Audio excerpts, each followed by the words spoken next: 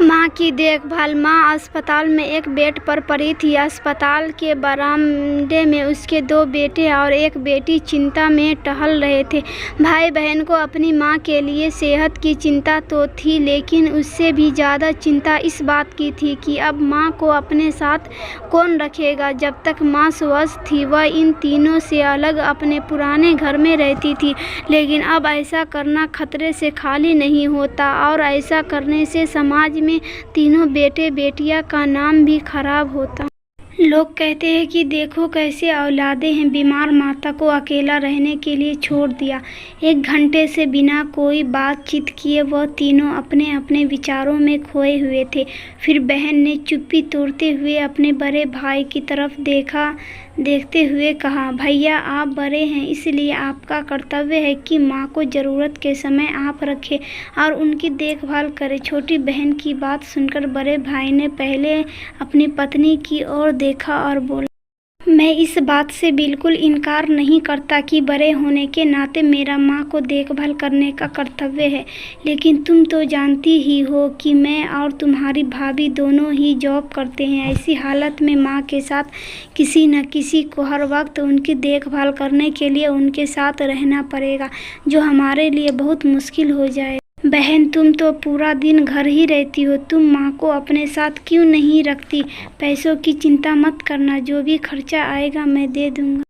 सुशील भैया आप तो जानते ही हैं कि मैं माँ से कितना प्यार करती हूँ, लेकिन आप यह भी जानते हैं कि मेरे ससुराल वाले कैसे हैं। मैं यह बिल्कुल बर्दाश्त नहीं कर पाऊँगी कि कोई मेरी माँ को और मेरे भाइयों को भला बुरा कहे, इसलिए अच्छा यही होगा कि माँ को अनिल भाई के यहाँ रखा जाए। बड़े भाई सुशील ने भी छोटे भाई अनिल के यहाँ माँ को रखने के लिए सहमति जताई।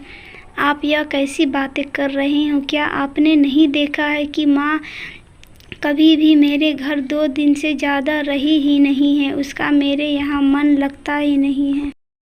फिर कैसे वह इतने दिन मेरे घर रह पाएगी? छोटी भाई ने अपने असहमति जताते हुए कहा। इससे पहले कि इस चर्चा का कोई नतीजा निकल पाता, एक नर्स वहां दौड़ते हुए आई और कहने लगी, क्या आप ही वार्ड नंबर 4 में भर्ती मरीज के रिश्तेदार हैं? आपको डॉक्टर साहब अंदर बुला रहे हैं। सभी घबरा गए और दौड़ते हुए डॉक्टर के पास पहुंचे। डॉक्टर ने उनसे हाथ जोड़ते हुए कहा, आई एम सॉरी, मैं आपकी माता जी को नहीं बचा पाया। डॉक्टर की इस खबरें ने सबके चेहरे पर झूठी मूठी दुख की भड़क तो चढ़ा दी थी, लेकिन सभी के दिल के किसी कोने में इस बात की खुशी भी छुपी हुई थी कि अब उन्हें माँ को नहीं संभालना पड़ेगा और माँ की वजह से उन्हें परेशान न होना पड़ेगा। दोस्तों, छोटी सी यह इमोशनल कहानी ही समाज का सत्य है। यहाँ लोग ऊपर से जो दिखाते हैं वह अंदर से नहीं होते।